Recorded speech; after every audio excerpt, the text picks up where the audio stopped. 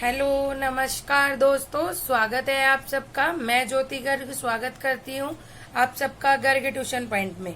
आज हम logical functions देखेंगे कि एमएस एक्सेल में लॉजिकल फंक्शंस क्या होते हैं, कैसे वर्क करते हैं, उनका प्रैक्टिकली यूज करके देखेंगे। तो आप वीडियो को एंड तक देखिए लॉजिकल फंक्शंस को समझने के लिए। और अगर आपको वीडियो पसंद आती है तो मेरे चैनल को सब्सक्राइब, वीडियो को लाइक एंड शेयर करना नहीं भूलिए। तो आइए चलो देखते हैं।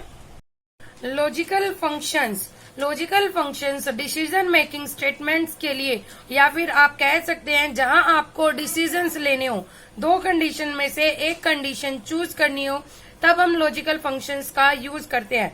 सबसे पहले इसमें हम लॉजिकल फंक्शन में हमें सेलेक्ट करना होता है एक आउटपुट, कि एक आउटपुट आपका क्या होगा, वो मैं आपको एग्जाम्पल के थ्रू समझाऊंगी। तो देखिए, लॉजिकल फंक्शंस में हम सबसे पहले करेंगे if else function. If else function में आपको पहले एक लॉजिकल कंडीशन रखनी होती है और उसमें आपको दो वैल्यूज देनी होती है। देखिए, ये सामने आपके सामने एक टेबल बनाई हुई है मैंने। इसमें हम क्या करेंगे, इफ एल्स क्या करता है, मान लीजिए मुझे चेक करना है इक्वल टू, मैंने आपको बताया था कि फंक्शन सारे इक्वल के साइन के साथ होते हैं। इफ एल्स फंक्शन के लिए सबसे पहले आपको कीवर्ड और फंक्शन का नेम यूज करना पड़ेगा इफ के बाद ओपन पैरेंथेसिस। इसके बाद देखिए क्या लिखा आ रहा है, लॉजिकल टेस्ट। लॉजिकल टेस्ट का मतलब है आपको कंडीशन।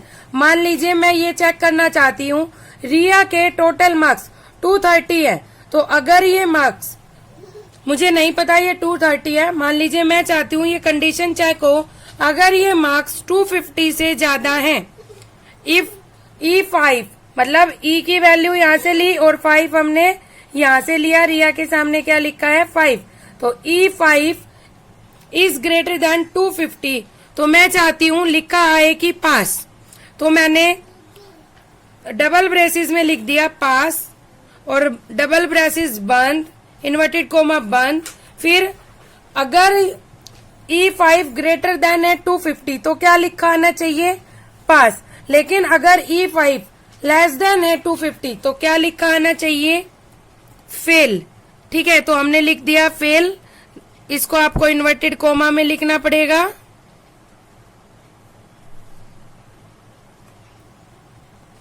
आपको ये इन्वर्टेड कोमा में लिखना पड़ेगा, ठीक है। और इसके बाद क्लोज पैरेंथेसिस। आपको समझ में आया। पहले इफ का आपको फंक्शन नेम लिखना है जो कि हमारा इफ है, ओपन पैरेंथेसिस। ओपन पैरेंथेसिस में हमने लिखा E5, आपको जिस भी कंडीशन पर लगाना है वो आपको लिखना पड़ेगा। लेकिन ये ध्यान रखिए, आपने जो भी यहाँ पे, आप यहाँ डायरेक्ट वैल्यू भी लिख सकते हो और किसी अगर सेल को रेफरेंस लेना है तो सेल का रेफरेंस भी ले सकते हैं। कंडीशन लगाइए आपको जो भी चेक करनी है, less than, greater than, equal to, जो भी आपको लगाना है, और वो वैल्यू लिख दीजिए। देखिए 230 इज लेस देन 250, तो हमारा क्या लिखा आना चाहिए, फेल। तो इसका मतलब देखिए क्या हुआ, पहले वाले केस में यहाँ आती है आप चाहते हो वैल्यू ट्रू हो तो, और सेकंड में जब वैल्यू अगर फॉल्स है मतलब रॉन्ग है हमारी ये कंडीशन, तो यहाँ सेकंड नंबर पे, और अगर ये कंडीशन ट्रू होती है तो उसके केस में हमें क्या करना है, वो लिखना है हमें फर्स्ट नंबर पे। तो आपको इफ एल्स समझ में आया, द इफ फंक्शन आपको समझ में आया। अब बात करते हैं हम लॉजिकल फंक्शन के सेकंड फंक्शन की, डेटा मैनिपुलेशन। डेटा मैनिपुलेशन में आज हम करेंगे using the goal seek option.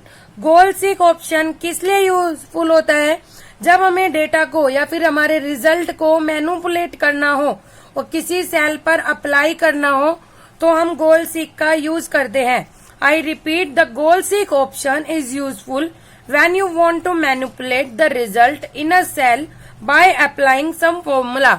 अगर किसी फॉर्मूला वाली सेल पर आपको कुछ मैनिपुलेशन करना है उसके रिजल्ट में, तब हम गोल सीक का यूज करते हैं। तो सबसे पहले स्टेप्स देखते हैं गोल सीक ऑप्शन कहाँ से आता है। तो पहला स्टेप है हमारा, सबसे पहले क्लिक करेंगे हम, ऊपर देखिए डेटा टैब, डेटा टैब पर क्लिक करेंगे। यहाँ पर हमारा यहाँ आपने ऊपर मेन्यू में डेटा टैब पर क्लिक किया। डेटा टैब पर क्लिक करने के बाद यहाँ पर ऑप्शन आ रहा है आपके पास व्हाट इफ एनालिसिस। ये देखिए व्हाट इफ एनालिसिस आ रहा है। इस पर जब आप क्लिक करेंगे तो यहाँ पर ऑप्शन आ रहा है गोल सीक का, आपको क्लिक करना है। थर्ड स्टेप गोल सीक पर क्लिक करेंगे तो आपके पास एक पॉपअप विंडो ओपन आएगी। इसमें आपको सेल सेलेक्ट करनी है। तो इसमें आपको वो सेल सेलेक्ट करनी है जिसमें फॉर्मूला लिखा हो, कोई भी फॉर्मूला लिखा होना जरूरी है। जैसे मैंने ये वाली सेल सेलेक्ट कर ली, तो जैसे ही आप इस पर क्लिक करेंगे यहाँ पर आपकी डॉटेड लाइन दिखाई देगी। और टू वैल्यू में आपको लिखना है, जैसे यहाँ पर है 229, मैं चाहती हूँ यहाँ पर 1000 आ जाए, ठीक है। तो आपको वो वैल्यू लिखनी है, आप 229 की जगह पर कौन सी वैल्यू रिप्रेजेंट करना चाहते हैं। बाय चेंजिंग द सेल, इसका मतलब आपको यहाँ पर वो सेल लिखनी है कि किस सेल में चेंज करने पर 1000 आना चाहिए। तो आपने यहाँ कोई भी सेल सिलेक्ट कर ली और ओके किया, तो अब देखिए आउटपुट ध्यान से, यहाँ 1000 हो गया है और मैंने क्लिक करा था B4 पर, तो देखिए 858 यहाँ पे वैल्यू जो पहले थी उसमें चेंज होके 858 आ गया। क्यों? क्योंकि हमने चेंजिंग द सेल में सेलेक्ट की थी B4, ठीक है। तो यहाँ पर उसके यहाँ पर 1000 आ जाए उसके अकॉर्डिंग यहाँ पर वैल्यू आ चुकी है। अब यहाँ कैंसिल करके देखिए, कैंसिल हो गया, वापस से वही वैल्यू आ गई। फिर से अगर आपको ट्राई करना है तो गोल सीक पर क्लिक कीजिए।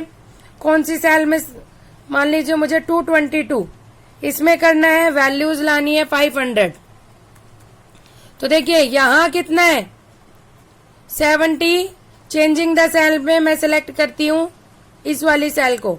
तो 222 लाने के लिए 222 को माइनस करिए 500 में से, जो वैल्यू बच गई वो 74 में ऐड हो जाएगी।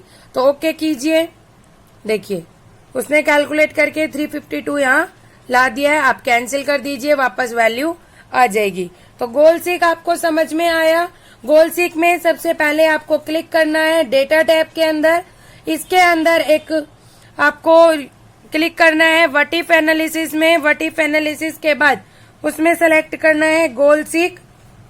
गोल सीक में आपको पहले सेट करनी है सेल को सेट करेंगे और इसमें वो वाली सेल सेलेक्ट करेंगे जिसमें फॉर्मूला लिखा हुआ है। देन इसके बाद आप वैल्यू पर क्लिक करेंगे, वैल्यू जो आपको चेंज कर वैल्यू लानी है उस वैल्यू पर क्लिक करेंगे। उसके बाद चेंजिंग द सेल, किस चेंज में आप चेंज करना चाहते हैं, चेंजिंग द सेल में वो लिखकर ओके कर देंगे, आपका रिजल्ट में मैनिपुलेशन हो जाएगा। नेक्स्ट फंक्शन हम यूज करेंगे using the filter. Data manipulation में डेटा मैनिपुलेशन में हम कर चुके हैं गोल सीक। लॉजिकल फंक्शन में थर्ड है हमारा using the filter. Using the filter हम किस लिए यूज करते हैं, फिल्टर ऑप्शन को हम यूज करते हैं किसी भी स्पेसिफिक कंडीशंस पर किसी भी डेटा वैल्यूज को शो करने के लिए। फॉर एग्जाम्पल देखिए, पहले एक बार स्टेप देख लेते हैं।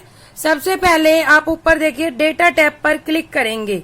डेटा टैब पर क्लिक करने के बाद यहाँ ऑप्शन आ रहा है फिल्टर का।